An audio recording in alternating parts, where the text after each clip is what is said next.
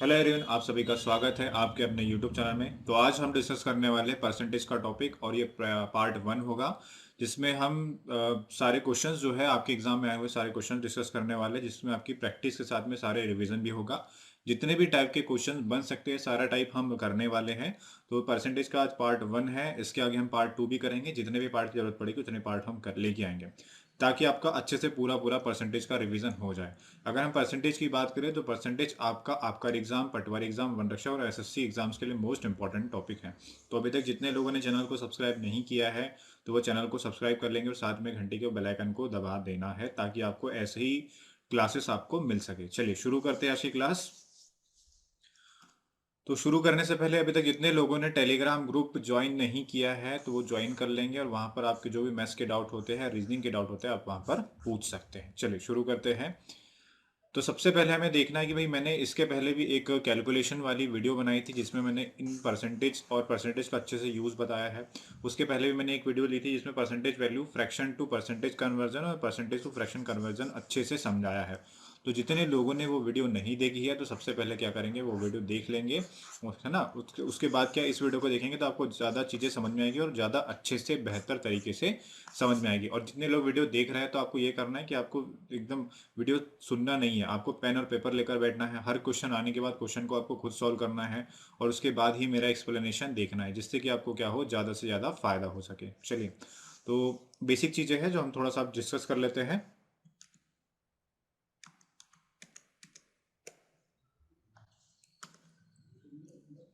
तो इसकी जो बेसिक चीज़ें हैं वो आपसे डिस्कस कर लेता हूँ। पहले आपको वीडियो देख लेना है ताकि आपको सारी चीज़ें अच्छे से क्लियर हो। तो हम बात करेंगे परसेंटेज वैल्यू की। कुछ परसेंटेज वैल्यू आपको पता होना चाहिए। जैसे कि बात करें कि वन जो होता है, फ्रैक्शन में वन किसके बराबर होता है, 100% के बराबर होता है। अब वन का हमने हाफ किया, यानी कितना हो गया, 1/2। तो 100 का हाफ कितना हो जाएगा आपका, 50% हो जाएगा। आगे देखते हैं, 1/3 की बात करेंगे तो 33.33% को हम क्या लिखते हैं, 1/3 लिखते हैं। ठीक है। 1/4 यानी कितना होता है, 25%। 1/5 यानी कितना हो जाएगा, 20%। उसके बाद 1/6 यानी कितना हो जाएगा, 16 2/3%। ठीक है। उसके बाद 1/7 कितना होता है, ये होता है 14 2/7% होता है। उसके बाद 1/8 कितना होता है, 12.5%। 1/9 कितना हो जाएगा, जब भी अपॉन में 9 आएगा तो टेबल चलेगा 11 का, और जब भी अपॉन में आएगा 11 टेबल चलेगा 9 का। ये आपको पता होना चाहिए। ठीक है। उसके बाद 1/10 यानी 10% होता है। उसके बाद 1/12, 1/12 कैसे आता है, तो 1/4 इंटू 1/3। 1/4 की जो वैल्यू होती है 25%, और इसको हम 3 से डिवाइड करेंगे तो कितना आ जाएगा, 8.33% आ जाएगा। ठीक है। ठीक। आगे देख लेते हैं। 1/12 हो गया। 1/13, 1/13 की याद रखना है कि ये क्या होता है, 7.69% भी होता है। 1/13 की वैल्यू कितनी होती है, 7.69% भी होती है। उसके बाद 1/14, तो 1/14 कितना होता है, 7 कंप्लीट 1/7% होता है। ठीक है। उसके बाद 1/15 कितना होता है, तो 6 2/3% होता है। तो ये आपको सारी चीज़ें पता होनी चाहिए, तब जाके आपके परसेंटेज के क्वेश्चन बनेंगे। और जितने लोगों को पता नहीं है तो मैंने इसके 2 सेशंस लिए हैं, आप चैनल पे देख लेना। एक कैलकुलेशन वाला जो वीडियो है, कैलकुलेशन पार्ट 1, उसमें अच्छे से मैंने सारी चीज़ें समझाई है और उसके हमने कुछ क्वेश्चंस भी प्रैक्टिस किए हैं। तो अगर आप वो सेशन देख लेते हो तो आपका सारा परसेंटेज वैल्यू कैसे आती है, कैसे निकालना, सारी चीज़ आपका अच्छे से क्लियर हो जाएगा। और उसका यूसेज भी मैंने उस क्लास में करवाया है अच्छे से। चलिए, तो अब चलते हैं हमारा परसेंटेज के आज के टॉपिक पे। तो सबसे पहले हम बेसिक क्वेश्चंस स्टार्ट करेंगे। ये भी एग्जाम के आए हुए क्वेश्चन है, धीरे धीरे क्वेश्चंस का लेवल क्या होगा, बढ़ते हुए चलेगा, है ना। चलिए, तो फर्स्ट क्वेश्चन देखिए। फर्स्ट क्वेश्चन को, वीडियो को पॉज करके सॉल्व करके आंसर बताइए इसका कमेंट बॉक्स में कि इसका आंसर क्या होगा, जल्दी से। देखिए बोला क्या क्वेश्चन में, बोला है ए बी से 33.33% क्या है, अधिक है। ठीक है। ये हो गया ए और ये हो गया बी। अब देखो, 33.33% की जो फ्रैक्शन वैल्यू होती है वो कितनी होती है, 1/3 होती है। यानी इनिशियल में कितना होगा, 3 होगा। अब ज़्यादा कौन है, तो ज़्यादा ए है, किससे, बी से। तो बी हो जाएगा 3 और ए हो जाएगा कितना, तो एक ज़्यादा यानी कितना हो जाएगा, 4। तो ए की वैल्यू हो जाएगी 4 और बी की वैल्यू कितनी हो जाएगी, 3 हो जाएगी। ठीक है। आगे देखते हैं, आगे एग्जामिनर ने क्या पूछा है। तो आगे एग्जामिनर ने पूछा है कि बी ए से कितने प्रतिशत कम कमाता है। तो अगर हम बी की बात करेंगे तो बी कितना कमाता है, बी कमाता है 3। ए की बात करेंगे, ए कितना कमाता है, 4। तो कितना कम कमाता है बी, 1 कम कमाता है। किससे कंपेयर करना है, ए से, सेकंड वाले से। और ए की वैल्यू है कितनी, तो ए की वैल्यू है 4। 1/4 इंटू 100, 100 यानी 100 से डिवाइड हो जाएगा, 100 से हो जाएगा 25%। तो जो बी है, बी ए से कितना कम है, तो बी ए से 25% कम है। आई होप सभी को समझ में आ गया होगा, है ना। बिल्कुल बेसिक क्वेश्चन है, ये क्वेश्चन आपसे बनने चाहिए। चलिए धीरे धीरे क्वेश्चंस का लेवल बढ़ेगा, सेशन में अंत तक बने रहना है और वीडियो को ज़्यादा से ज़्यादा लाइक करके शेयर कर देना है, ठीक है। शेयर करने का आपका काम है, मैं आपके लिए डेली क्लासेस लेके आऊँगा, मगर आपका काम है कि भाई आपको शेयर करना है ज़्यादा से ज़्यादा वीडियो को। चलिए अब चलते हैं नेक्स्ट क्वेश्चन पे। तो नेक्स्ट क्वेश्चन ये आपका, ये क्वेश्चंस जो है, ये क्वेश्चन बहुत सारे एग्जाम में पूछा जाता है, ये बैंकिंग में, एसएससी में और आपके स्टेट लेवल एग्जाम में भी पूछा जाता है। ये अच्छा क्वेश्चन है। क्वेश्चन में क्या बोला है, सबसे पहले क्वेश्चन को रीड करना अच्छे से, है ना। क्वेश्चन में आपसे पूछा क्या बोला है, राम ने एक परीक्षा में 48% अंक प्राप्त किए, वह 14 अंकों से अनुत्तीर्ण हो गया, ठीक है। यानी 14 अंकों से फेल हो गया, 14 अंक और ले लेता तो क्या हो जाता, पास हो जाता। तो पास होने के लिए उसे कितना चाहिए थे, 48% प्लस 14, 48% प्लस 14 अंक चाहिए थे, है ना। 14 अंक कम लिया है। अब आगे बोल रहा है, आगे यदि उसने उसी परीक्षा में 51% अंक प्राप्त किए और वह 7 अंकों से उत्तीर्ण हो जाता है, यानी कि 51% लेने के बाद भी उसने 7 अंक ज़्यादा लिए, यानी कि वो 7 नंबर कम भी ले लेता तो भी क्या हो जाता, वो पास हो जाता। तो हमने तो पास वाला लिखा है कि 48% में 14 ऐड करेंगे तो क्या होगा, वो पास होगा। वैसे ही 51% से 7 नंबर ज़्यादा लिया है उसने, पास होने से 7 नंबर ज़्यादा लिया है ना। तो हम क्या करेंगे, 51% जो है वो पास होने से 7 नंबर ज़्यादा है, तो हम क्या करेंगे, ये पास वाला है तो इसको भी पास वाला निकालेंगे, तो उसमें क्या करेंगे, 51 में से हम 7 मार्क्स को क्या कर देंगे, माइनस कर देंगे। क्या कर देंगे, माइनस कर देंगे, ठीक है। तो ये भी पास वाला हो गया और ये भी पास वाला हो गया। अब दोनों को कर लेंगे कंपेयर। 48 प्लस 14 लेगा तो भी पास हो जाएगा, और 51 में से 7 अंक कम भी लेगा तो भी क्या होगा, पास होगा। इसलिए हमने क्या कर दिया, उसको माइनस कर दिया। अब देखो परसेंटेज से परसेंटेज क्या होगा, माइनस होगा। 51% है, इसको माइनस करेंगे 48% से तो कितना आ जाएगा, तो 51 में से 48 माइनस करेंगे तो कितना आ जाएगा, 3%। कितना आ जाएगा, 3, ठीक है। अब देखो ध्यान से, अब ये 7 जो है माइनस में, इधर आके क्या हो जाएगा, प्लस में। तो 14 प्लस 7 कितना हो जाएगा, 21। कितना हो जाएगा, 21। तो 1% की जो वैल्यू आ जाएगी वो कितनी आ जाएगी, 7 आ जाएगी। अब एग्जामिनर ने पूछा क्या है, उसको ध्यान रखना है, हमेशा 100% की वैल्यू नहीं पूछता एग्जामिनर ने। तो 100% करके आप 700 करके सीधा मार्क कर दो। 700 इसका आंसर नहीं होगा, हमेशा देखना है कि वो एग्जामिनर ने पूछा क्या है ना। तो देखो एग्जामिनर ने क्या पूछा है, उस परीक्षा में उत्तीर्ण अंक ज्ञात कीजिए। उत्तीर्ण अंक कितने हैं, तो 51 माइनस 7 है, या फिर 48 प्लस 14 है, तो 51 कर लेते हैं। 1% की वैल्यू कितनी है, 7 है, तो 51% की वैल्यू 51 इंटू 7 माइनस 7, ये हो जाएंगे उत्तीर्ण अंक, ठीक है। तो 51 कितना हो जाएगा, 7 से मल्टीप्लाई करेंगे 35 और 357 हो गया, और इससे कितना माइनस करना है, 7 माइनस करना है, यानी कितना आ जाएगा, 350। तो आपका जो राइट आंसर होगा वो क्या हो जाएगा, 350, यानी कि option number second is the right answer, ठीक है। तो आई होप सभी को ये क्वेश्चन समझ में आ गया होगा। ये एग्जाम में बार बार क्वेश्चन पूछा जाता है ना, तो इन क्वेश्चंस की आपको अच्छे से प्रैक्टिस करनी है। मैंने स्टार्टिंग में ही बोला था कि आज हमने सेशन ऐसा रखा है जिसमें आपका प्रैक्टिस भी होगी और साथ में रिवीजन भी होगा। हर टाइप के क्वेश्चन जो आपके एग्जाम में पूछे जाते हैं वो सब सारे क्वेश्चन मैंने रखे हैं और एक लेवल वाइज रखे हुए हैं, ठीक है। चलिए धीरे धीरे क्वेश्चंस का लेवल आपका बढ़ते हुए चलेगा। चलिए स्क्रीनशॉट ले लिया होगा आप सभी ने इसका। चलते हैं अब नेक्स्ट क्वेश्चन पे। तो नेक्स्ट क्वेश्चन ये रहा, वीडियो को पॉज कीजिए, क्वेश्चन को खुद सॉल्व कीजिए और इसका आंसर दीजिए, और उसके बाद मेरा एक्सप्लेनेशन देखना है। अब तो आई होप अभी तक आपने आंसर कर दिया होगा। अब इस क्वेश्चन की बात करेंगे तो इस क्वेश्चन में आपको देखना है कि सारा परसेंटेज वैल्यू का खेल है, सॉरी फ्रैक्शन वैल्यू का। अगर फ्रैक्शन वैल्यू याद है तो आप बना लेंगे, फ्रैक्शन वैल्यू पता नहीं तो आप नहीं बना पाएंगे। सबसे पहले देखना है 0.99% की, जब भी 9 का मल्टीपल आता है अपॉन में आता है 11, और कौन सा मल्टीपल है, फर्स्ट, यानी कि इसकी जो फ्रैक्शन वैल्यू होगी वो कितनी होगी, 1/11 होगी।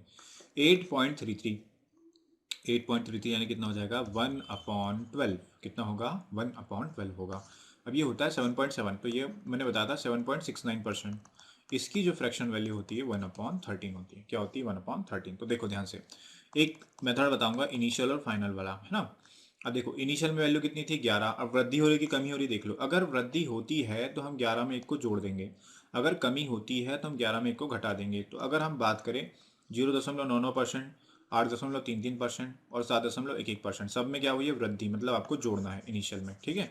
तो इनिशियल में वैल्यू कितनी थी, 11 थी। 11 में कितने का इंक्रीज हुआ है, 1 का, तो बढ़कर कितनी हो जाएगी, 12 हो जाएगी।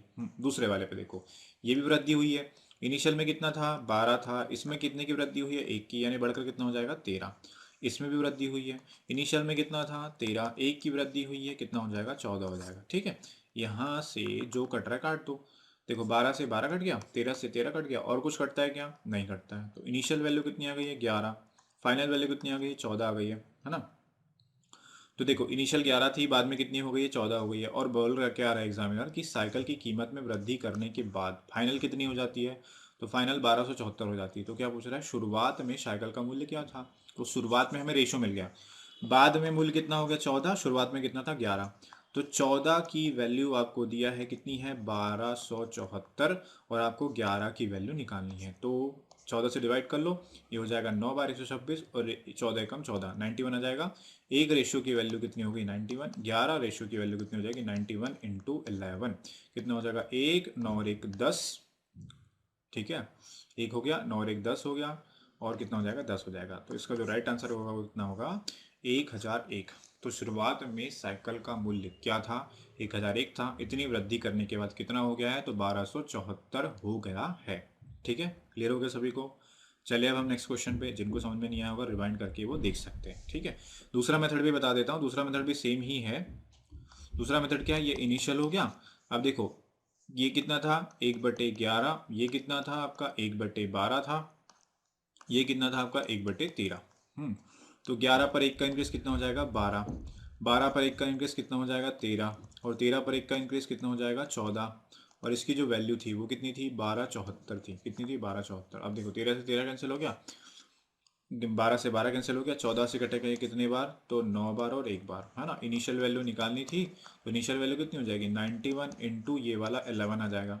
तो 11 इज इक्वल टू कितना हो जाएगा? 1001 हो जाएगा। तो आपको जो राइट आंसर होगा वो क्या होगा? Option number 1 is the right answer. तो आई होप सभी चीज़ें आपको समझ में आ रही होगी। दोनों मेथड से मैंने आपको एक्सप्लेन कर दिया है। दोनों मेथड आपसे एग्जाम में बनने चाहिए। ठीक है, और एग्जाम के ही क्वेश्चन है ये। अब चलते हैं आगे।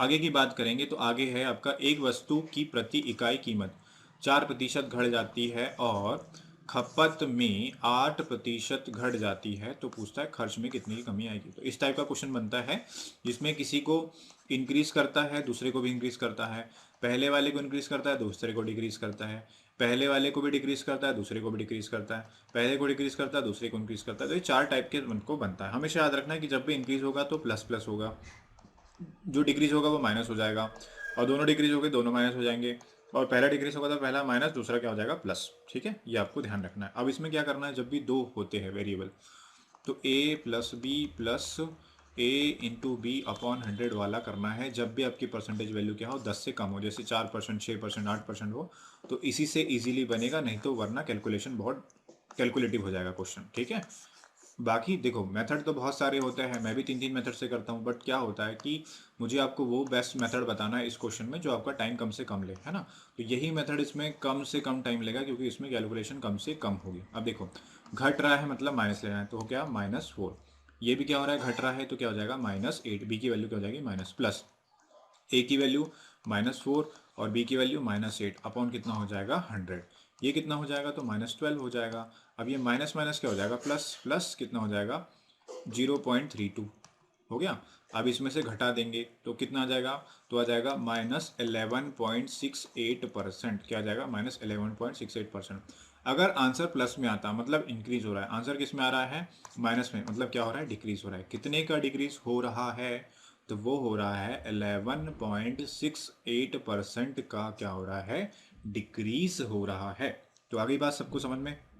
ठीक है, कर लेंगे इस टाइप के क्वेश्चन। अगला क्वेश्चन ऐसे ही है, उसका आंसर आपको करना है सभी को कमेंट बॉक्स में। ठीक है ना। तो जब भी 10% से छोटी वैल्यू होगी तो आपको ऐसे ही ध्यान रखना है, घट रही है तो माइनस कर दो और बढ़ रही है तो प्लस कर दो। ठीक, चलिए अब चलते हैं नेक्स्ट क्वेश्चन पे। तो नेक्स्ट क्वेश्चन आ गया है, जल्दी से बताइए। सेम क्वेश्चन है और इसका आंसर सभी का आ जाना चाहिए। चलिए क्या बोला है क्वेश्चन में? एक आयत की लंबाई में 6% की वृद्धि हुई है, वृद्धि मतलब प्लस लेंगे, और चौड़ाई में 5% की कमी हुई मतलब माइनस लेंगे। वही same, a plus B plus A into B upon 100। तो a हुआ है वृद्धि, यानी कितने की वृद्धि? 6 की। b में हुई है कमी, यानी -5 प्लस वृद्धि इंटू -5 अपॉन कितना हो जाएगा? 100। ये कितना हो जाएगा? ये हो जाएगा 1। ठीक है, अब ये हो जाएगा -30 हो जाएगा। 30 को 100 से डिवाइड करेंगे तो कितना आ जाएगा? 0.30। और एक में से 0.30 माइनस करेंगे कितना आ जाएगा 0.70, इंक्रीज हुआ है प्लस में, तो क्या आ जाएगा आंसर आपका 0.7। ठीक है, तो क्षेत्रफल में वृद्धि समझ में आ गई सभी को। इस टाइप के क्वेश्चन को आपको ऐसे ही सॉल्व करना है। अब इसको इनिशियल और फाइनल से जाओगे तो डिफिकल्ट बनेगा, क्योंकि इसकी फ्रैक्शन वैल्यू क्या बनेगी, बहुत बड़ी बन जाएगी। चलिए अब चलते हैं हम नेक्स्ट क्वेश्चन पे। तो नेक्स्ट क्वेश्चन ये रहा, वैसे ही सेम क्वेश्चन है। अब 4% की वृद्धि हो रही है, वृद्धि में प्लस प्लस लेना है। तो चलिए देखिए करना क्या है, सबसे पहले समझना है पिछले क्वेश्चन में क्षेत्रफल था। क्षेत्रफल में क्या होता है, 2 डायमेंशन होती है। कितनी डायमेंशन होती है, 2। क्षेत्रफल क्या होता है आयत का, तो इसमें लेंथ होता है और ब्रेड्थ होता है। ठीक है, बट जब हम घनाभ की बात करते हैं और घनाभ में क्षेत्रफल नहीं, वॉल्यूम बोल रहा है, वॉल्यूम वॉल्यूम, घनाभ का वॉल्यूम क्या होता है, आयतन क्या होता है, तो ए क्यूब होता है। ए क्यूब का मतलब क्या होता है कि ए कितनी बार आ रहा है, तो ए आ रहा है 3 बार। 3 बार यानी कि इंक्रीज होगा तो 3 बार इंक्रीज करना पड़ेगा, डिक्रीज होगा तो 3 बार डिक्रीज करना पड़ेगा, है ना। तो अब देखो इंक्रीज करना है, अब हमें पता है कि जो परसेंटेज वैल्यू है वो 4% से कम है, तो हम क्या करेंगे, इनिशियल और फाइनल वाला कॉन्सेप्ट लगा लेंगे। अब देखो इनिशियल फाइनल वाले नहीं, इनिशियल फाइनल वाले नहीं लगाना है, कौन सा लगाना है आपको, a plus B plus a into B upon 100 वाला लगा लेना। अब इससे क्या होगा, इससे 2 में लगेगा, स्टार्टिंग के 2 आ जाएंगे, जो भी फाइनल आंसर आएगा और फिर बचा वाला ए इसमें लगाएंगे, ऐसे 2 2 करके लगाएंगे तो आपका आंसर आ जाएगा। ठीक है, तो देखो पहले 4%, 4 प्लस 4 प्लस 4 इंटू 4 अपॉन 100, ये कितना हो जाएगा 8, और ये कितना हो जाएगा 0.6, तो कितना हो जाएगा 8.16 हो गया, 2 का आ गया। अब लास्ट वाले और फाइनल वाले पे लगाना है। लास्ट वाला कितना हो जाएगा 4%, फिर से 4% प्लस 8.16% इंटू 4% अपॉन 100। ठीक है, अब ये कितना हो जाएगा, तो ये हो जाएगा 12.16। अब इसको ऐड कर लो, 832 32 अप्रॉक्स में आ जाएगा 32, 100 से डिवाइड करेंगे। अब इसको ऐड कर लेते हैं, कितना हो जाएगा 12.6 और 2 8, 3 और 1 4, 12.48। ठीक है, इतने परसेंट की वृद्धि होगी। तो ये अप्रॉक्स वैल्यू है, क्योंकि हमने पीछे कुछ छोड़ दिया है, पूरा पूरा मल्टीप्लाई नहीं किया है। तो हमारा जो आंसर होगा अप्रॉक्स में क्या हो जाएगा 12.49% इसका राइट आंसर होगा। तो अगली बात समझ में, जब भी घनाभ के आयतन की बात होगी, तो जब 3 वेरिएबल 3 होंगे तो अब कैसे करना है, पहले 2 में लगाओ, फिर जो फाइनल आएगा उसके बाद जो बचा वाला आएगा उसमें लगाना। कौन सा formula, a plus B plus A minus B into 100। जब वैल्यू बढ़ रही तो हमेशा प्लस में लेना है, वैल्यू घट रही तो हमेशा माइनस में लेना है। ठीक है, अगर आंसर प्लस में आया है मतलब इंक्रीज हो रहा है आयतन में या क्षेत्रफल, जो भी आपसे एग्जामिनर पूछेगा। अगर कमी हो रही है मतलब डिक्रीज हो रहा है, मतलब माइनस में आया तो मतलब डिक्रीज हो रहा है, यानी कि कमी हो रही है। ठीक है, क्लियर हो गया। अब आई होप अगर आपके एग्जाम में इस टाइप का क्वेश्चन बनेगा तो आप सारे क्वेश्चन इसके कर लेंगे। चलिए अब चलते हैं हम नेक्स्ट क्वेश्चन पे। नेक्स्ट क्वेश्चन आ गया है। नेक्स्ट क्वेश्चन में क्या बोला है, 25% की वृद्धि और एक व्यक्ति ने अपनी खपत में 25% की कमी की, उसके द्वारा पेट्रोल पर किए गए व्यय में परिवर्तन हुआ है। तो आपको परिवर्तन बताना है। तो देख लो, अब इसको 25, इसकी फ्रैक्शन वैल्यू कितनी होती है 1/4। इनिशियल और फाइनल वाले से कर लो उसको। देखो इनिशियल वाले में वृद्धि हो रही है, कितने पे वृद्धि हो रही है, 4 पर 1 की वृद्धि, तो 4 था 1 की वृद्धि हो गई, कितना हो गया 5 हो गया, कितना हो गया 5। खपत में कमी हो रही है, कितने के ऊपर, 4 थी खपत, कमी हो गई 1 की, कितनी बची 3, तो कितना हो जाएगा 4 चौ 16, 5 थिया 15। ठीक है, अब देखो इनिशियल कितना आया है, तो इनिशियल आया है 16। फाइनल कितना आया है, तो फाइनल आया है 15। तो इनिशियल 16 था, फाइनल कितना हो गया 15 हो गया, मतलब कितने की कमी हुई है, तो 1 की कमी हुई है, कितने के ऊपर 16 के ऊपर, इंटू कितना हो जाएगा 100। 100 हो गया। अब 100 को 16 से डिवाइड कर देंगे, कितनी बार डिवाइड हो जाएगा, तो 100 से 16 से डिवाइड करेंगे तो 6 बार डिवाइड होगा, फिर बचेगा कितना 1/4 यानी 8.25%, यानी कितना आ जाएगा आपका राइट आंसर 6.25% इसका राइट आंसर होगा। क्या होगा 6.25%। ठीक, अगर हम a प्लस बी वाले से करें तो उससे भी कर सकते हैं, ऐसा कोई वो नहीं है, उससे भी कर लेते हैं, कोई इशू नहीं है। देखो 25% का इंक्रीज, बाद में 25% का डिक्रीज यानी कि माइनस, प्लस 25% का इंक्रीज माइनस 25% का डिक्रीज अपॉन 100, प्लस से माइनस कैंसिल हो गया। 25 का स्क्वायर कितना होगा 625, और 625 को जब आप 100 से डिवाइड करेंगे तो कितना आ जाएगा 6.25%, और माइनस आया तो क्या होगी कमी होगी, क्या होगी कमी। तो आपको जो राइट आंसर होगा वो क्या हो जाएगा, option number A is the right answer. ठीक है, अगर आंसर प्लस में आता है तो इंक्रीज, माइनस में आता है तो डिक्रीज। यहाँ पे क्या आ रहा है कमी, देखो यहाँ कमी हुई थी 1 की, इसीलिए। ठीक है, क्लियर है? चलिए अब नेक्स्ट क्वेश्चन पे। चलिए अब चलते हैं हम नेक्स्ट क्वेश्चन पे। चलिए अब इंक्रीज डिक्रीज वाला हो गया, चीनी की कीमत वाला। ये क्वेश्चन आपसे एग्जाम में बहुत बार पूछे जाते हैं और हर एग्जाम में ये क्वेश्चन आपसे भर भर के चीनी भर भर के क्वेश्चन पूछे जाते हैं, ठीक है। हाँ, जो मतलब चीनी वाला क्वेश्चन तो फेवरेट क्वेश्चन है एग्जामिनर का। चलिए देखते हैं। चीनी की कीमत में 10% की वृद्धि होती है। तो अब देखो ध्यान से समझना, ये कॉन्सेप्ट की बात कर रहे हैं। अगर रेट किसी चीज़ का कम होगा तो क्वांटिटी ज़्यादा मिलेगी या कम मिलेगी? तो आप कहोगे क्वांटिटी क्या मिलेगी, रेट कम होगा तो ज़्यादा मिलेगी। मगर रेट ज़्यादा होगा तो क्वांटिटी क्या मिलेगी, कम मिलेगी, है ना। वैसा क्यों होता है? तो देखो ध्यान से समझना है। जो प्राइस होता है वो इन्वर्सली होता है किसके, क्वांटिटी के होता है, इन्वर्सली, ठीक है। अगर प्राइस बढ़ेगा तो क्वांटिटी घटेगी, अगर प्राइस कम होगा तो क्वांटिटी क्या हो जाएगी, बढ़ जाएगी, मतलब आपको ज़्यादा चीज़ें मिलेगी। तो देखो इसी का यूज़ करना है हमें। 10% की वृद्धि हुई है, कितने की वृद्धि हुई है, 10% की, और इसकी जो फ्रैक्शन वैल्यू होती है वो कितनी होती है, 1/10। ये हो गया इनिशियल, ये हो गया फाइनल। पहले प्राइस की बात करेंगे फिर क्वांटिटी की बात करेंगे। प्राइस पहले इनिशियल में कितना था, 10। 10 पर कितना इंक्रीज हुआ, 1, और इंक्रीज होकर कितना हो जाएगा, 11 हो जाएगा, ठीक है। तो क्वांटिटी इसका उल्टा होगी, इन्वर्सली 11 और कितना हो जाएगा, 10। क्यों? क्योंकि क्वांटिटी पहले प्राइस कम था, क्वांटिटी ज़्यादा मिलती थी। हमने प्राइस को 10 से 11 कर दिया, क्वांटिटी भी क्या हो गई, कम हो गई। 11 से कितनी हो गई, 10 हो गई। अभी बात समझ में सिंपल सा है। अगर प्राइस कम होगा तो क्वांटिटी ज़्यादा मिलेगी, और प्राइस बढ़ गया तो क्वांटिटी क्या मिलेगी, कम मिलेगी, उल्टा हो जाएगा। अब क्या करना है?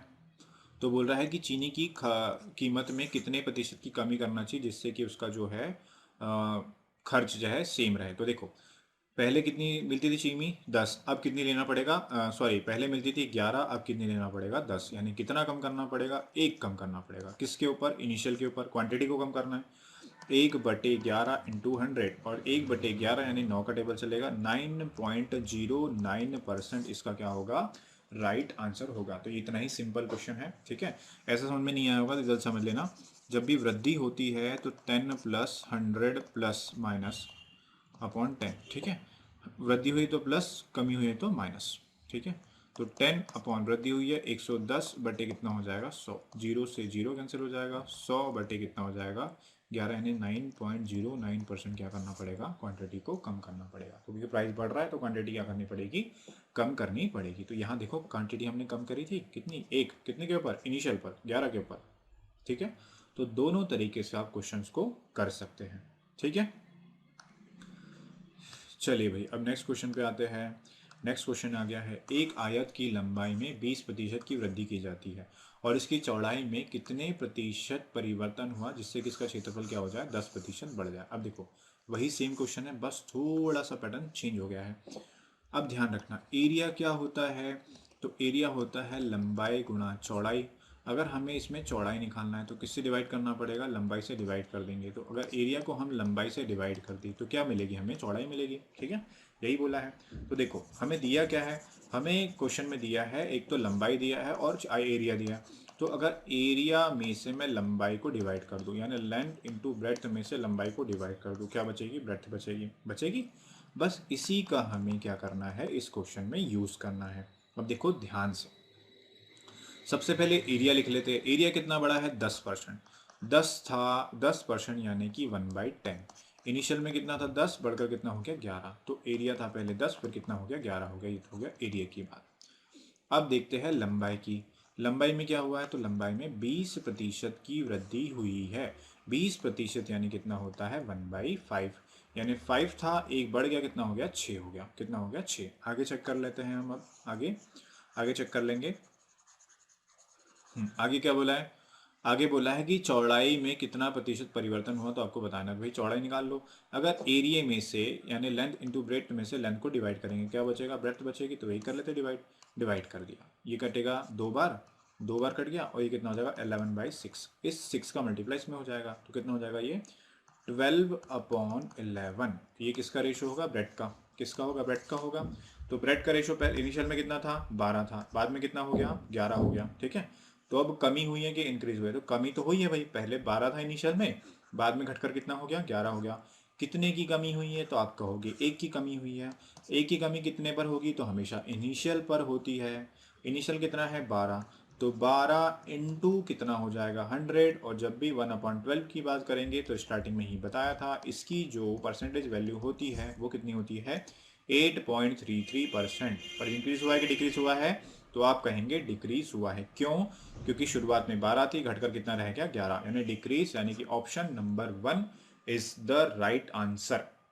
ठीक है, बताइए सभी को क्लियर हो गया है? एक बार कमेंट बॉक्स में थम्स अप करके बता दीजिए कि सभी को क्लियर हो गया है। तो हम उसके बाद नेक्स्ट क्वेश्चन पर चलेंगे, और इसका स्क्रीनशॉट ले लेना। अगर समझ में नहीं आया होगा वीडियो को एक बार रिवाइंड करना। कॉन्सेप्ट कुछ नहीं है, कॉन्सेप्ट इतना है कि अगर आपको एरिया दिया है, एरिया को आप लेंथ से यानी लंबाई से डिवाइड करेंगे तो क्या बचेगी आपकी चौड़ाई बचेगी, क्योंकि आयत का जो क्षेत्रफल होता है वो क्या होता है लंबाई गुणा चौड़ाई, और इससे लंबाई हम डिवाइड कर देंगे तो क्या बचेंगे चौड़ाई। तो हमने यही किया है, पहले एरिया का रेशियो लिया, फिर लंबाई का रेशियो लिया, उसको डिवाइड कर दिया, क्या बचेगा चौड़ाई का रेशियो। ठीक है, आ गई बात समझ में सभी को? चले अब हम नेक्स्ट क्वेश्चन पे चले। आ गई होगी बात समझ में, अब चलते हैं हम नेक्स्ट क्वेश्चन पे। तो नेक्स्ट क्वेश्चन ये रहा, अच्छा क्वेश्चन है। चलिए करिए, बताइए इसका आंसर क्या होगा फटाफट।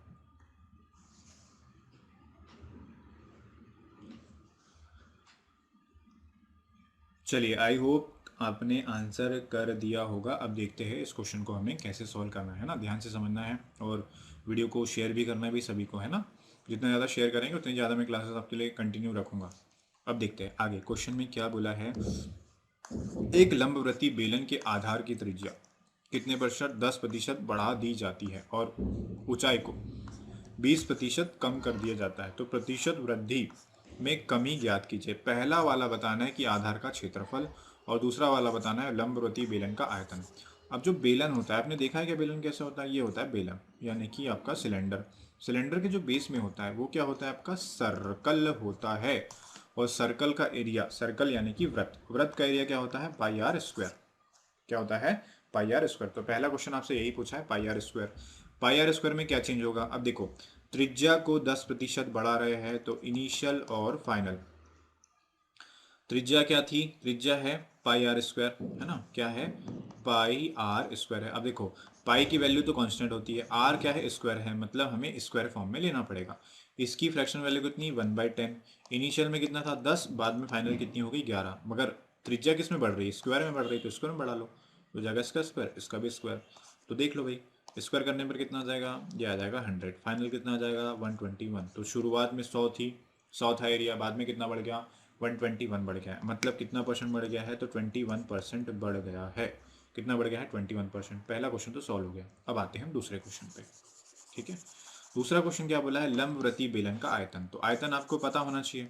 आयतन क्या होता है, आयतन होता है पाई आर स्क्वायर एच। पाई की वैल्यू कांस्टेंट, आर को 2 बार बढ़ाना है, एच को 1 बार कम करना है, वही इनिशियल और फाइनल। आर स्क्वायर, आर की वैल्यू 10% बढ़ रही है, पहले कितनी थी 10, बाद में कितनी हो गई 11, तो 10 का स्क्वायर और 11 का स्क्वायर। क्यों? क्योंकि त्रिज्या भी किस में बढ़ रही है आर स्क्वायर में, आर स्क्वायर में है। अब एच की बारी, पाई आर स्क्वायर एच, एच क्या हुआ है कम हुआ है, कितने परसेंट कम हुआ है 20%। इसकी फ्रैक्शन वैल्यू 1/5। शुरुआत में कितना था 5 था, घटकर कितना हो गया एक कम, कितना हो गया 4 हो गया, कितना हो गया 4। ठीक है, तो ये 10 का स्क्वायर मैं लिख लेता हूँ यहाँ 100, 11 का स्क्वायर कितना लिख लेता हूँ 121। ठीक है, तो 100 इंटू 5 कितना हो जाएगा 500। उसके बाद 121 इंटू 4 कितना हो जाएगा, तो यह हो जाएगा 484। ठीक है, ये हो गया। शुरुआत में आयतन कितना था 500, घट कर कितना रह गया फाइनल में 484। कितना कम हुआ है 16 कम हुआ है, कितना कम हुआ है 16, कितने के ऊपर 500 के ऊपर, और इंटू क्या करेंगे आप 100 करेंगे, जीरो से जीरो कट गया। 16 को 5 से डिवाइड करेंगे कितना आ जाएगा 3.2। 3.2 क्या हुआ है डिक्रीज, 500 था 484 रह गया, क्या हुआ है कमी हुई है, तो डिक्रीज हो जाएगा। तो 21% का इंक्रीज और 3.2% का क्या हो जाएगा डिक्रीज। कौन सा ऑप्शन होगा, ये भी नहीं होगा, ये भी नहीं होगा, ये भी नहीं होगा, option number 4। Option number 4 is the right answer. तो इसका जो राइट आंसर होगा वो क्या होगा, ऑप्शन नंबर 4 होगा। तो ये आपका अच्छा क्वेश्चन है। ठीक है, आपके एग्जाम में वैसे तो एक ही क्वेश्चन बनेगा, मैंने दोनों क्वेश्चन बन सकते थे, तो लेवल जो है जितने टाइप का क्वेश्चन पूछा जा सकता है उस टाइप के सारे लेवल मैंने रखे हैं क्वेश्चंस के। ठीक है, और क्या बोला था मैंने स्टार्टिंग में ही कि जैसे जैसे क्वेश्चन बढ़ेंगे वैसे वैसे क्वेश्चन का लेवल बढ़ेगा, और हम सारे टाइप कवर करने वाले हैं जो भी परसेंटेज में पूछे जाते हैं सब कुछ, कि इस टॉपिक को पढ़ने के बाद आपको दोबारा कुछ पढ़ने की जरूरत ना पड़े, कि आपके सारे क्वेश्चन और सारा टाइप सब कुछ क्या हो जाए इसमें आपका रिवाइज हो जाए। ठीक है, चलिए स्क्रीनशॉट ले लीजिए इसका जल्दी से, फिर चलेंगे हम नेक्स्ट क्वेश्चन पे। जल्दी से स्क्रीनशॉट ले लीजिए इसका। ले लिया स्क्रीनशॉट आपने?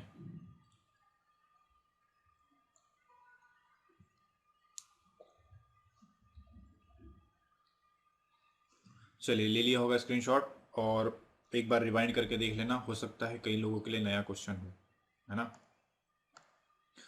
चलिए ये वाला भी अच्छे क्वेश्चन है, ये भी पूछा जाता है ना।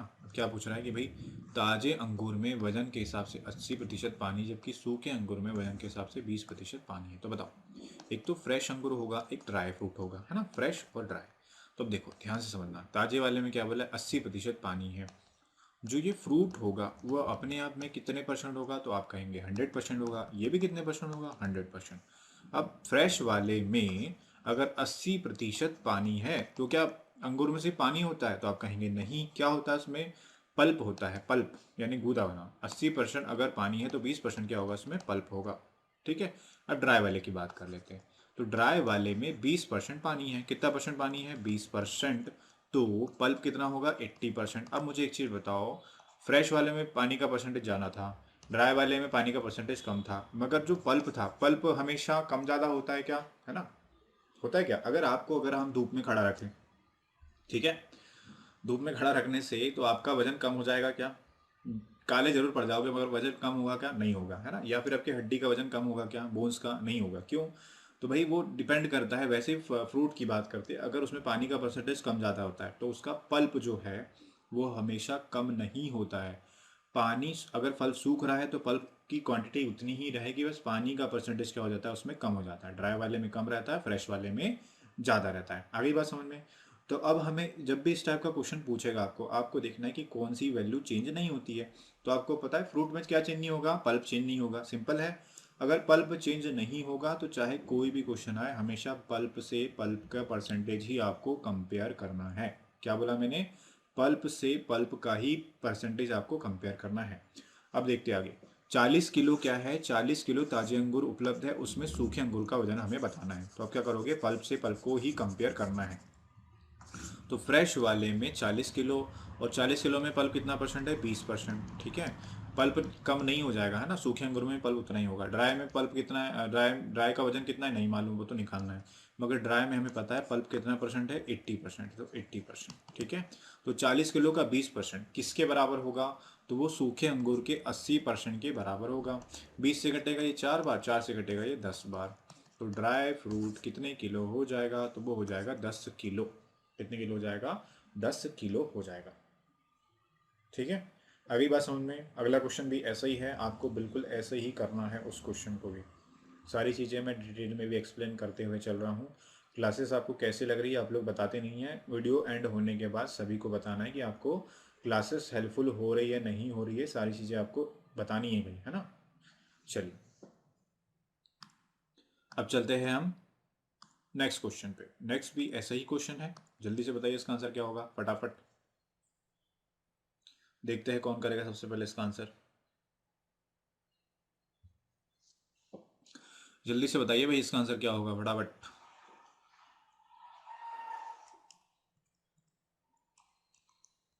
चलिए कर लेते हैं इस क्वेश्चन को सॉल्व। अच्छा एक काम करते हैं, इस क्वेश्चन का जो इस क्वेश्चन को मैं होमवर्क वाला क्वेश्चन दे देता हूँ। इस क्वेश्चन को आपको होमवर्क में करना है, ठीक है। किस में करना है, होमवर्क में। देखते हैं कौन कौन क्वेश्चन करके बताता है, इस क्वेश्चन का आंसर क्या आएगा। और मुझे पता भी चल जाएगा कितने लोग सेशन को देखते हैं और क्या करते हैं, और सही में पढ़ रहे हैं या नहीं पढ़ रहे हैं। तो जो मैंने पिछला कॉन्सेप्ट बताया था उसी के तरीके से क्वेश्चन है, स्क्रीनशॉट ले लीजिए। इस क्वेश्चन को होमवर्क में लिख लीजिए और इसका आंसर करके बताना है सेशन के लास्ट में। चलिए चलते हैं नेक्स्ट क्वेश्चन पे।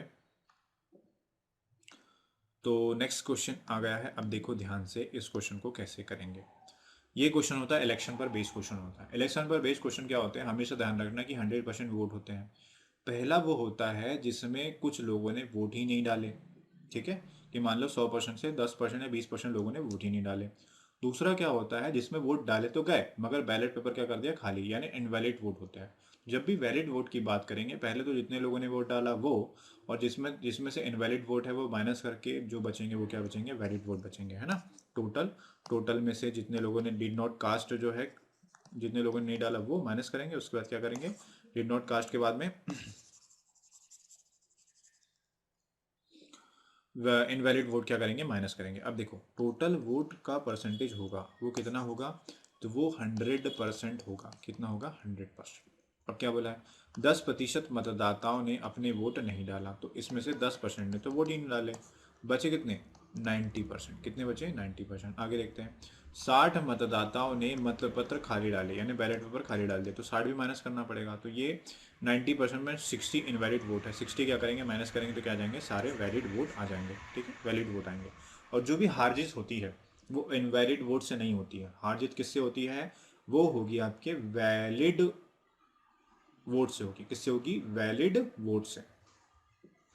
अब दो उम्मीदवार हैं, एक तो विनर होगा एक तो लूजर होगा। अब क्या बोल रहा है कि विजेता को सूची मतदाताओं, सूची कितनी थी, 100%, 100% का 47% मिला है। कितना मिला है, 47%। और उसने अपने प्रतिद्वंदी से 308 वोट अधिक मिले हैं, यानी कि उसको 47% मिले हैं और हारने वाला सिर्फ 308 वोटों से हारा है।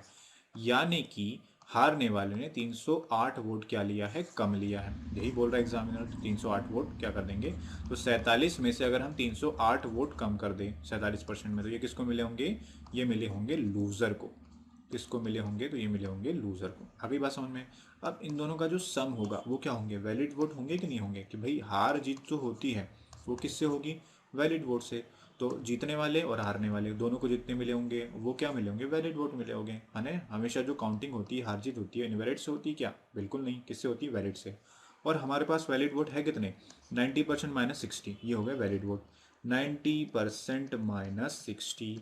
और इधर वैलिड वोट कितने, हार जीत दोनों को मिला के 47 और 47 कितना हो जाएगा, ये हो जाएगा 94% माइनस 308। ठीक है। अब देखो 94 में से हम 90 को माइनस करेंगे, ये आगे इधर माइनस हो जाएगा, 94 में से 90 माइनस हुआ तो कितना बचेगा, तो बचेगा ओनली 4%। कितना बचेगा, ओनली 4%। अब ये इधर आके प्लस में हो जाएगा और 308 में से 62 माइनस कर देंगे, तो माइनस कर दीजिए। तो 60 माइनस करेंगे तो कितना बचेगा, 8 बच जाएगा। और यहाँ कितना आ जाएगा,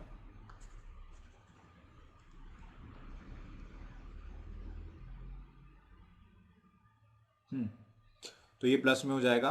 तो 308 में से आपको कितना माइनस करना है, 60 माइनस करना है, 8 हो जाएगा। और ये कितना हो जाएगा, तो ये हो जाएगा आपका 30 में से 6 माइनस करेंगे तो कितना हो जाएगा, 24।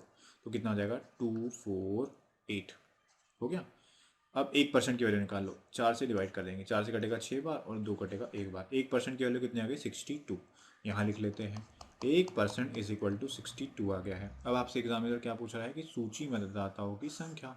सूची मतदाताओं की संख्या कितनी थी भाई, तो सूची मतदाताओं की संख्या थी 100%। कितनी थी, 100% थी। तो 100% की वैल्यू निकाल लो, 100% इज इक्वल टू 6200। कितना आ जाएगा, 6200 आ जाएगा। ठीक है। तो आई होप सभी को सारी चीज़ें क्लियर हो गई होगी, है ना। ये अच्छा क्वेश्चन है और ये क्वेश्चन आपका एग्जाम में पूछा जाता है ना। अगर लेवल बढ़ाएगा तो ये क्वेश्चन आपसे एग्जाम में पूछेगा, तो ध्यान रखना है इस टाइप के क्वेश्चंस को, इस टाइप का क्वेश्चन आपके एग्जाम में पूछा जाता है। चलिए अब चलते हैं हम आज के लास्ट क्वेश्चन पे। चलिए लास्ट क्वेश्चन है, देखते हैं कैसे क्या करना है सॉल्व।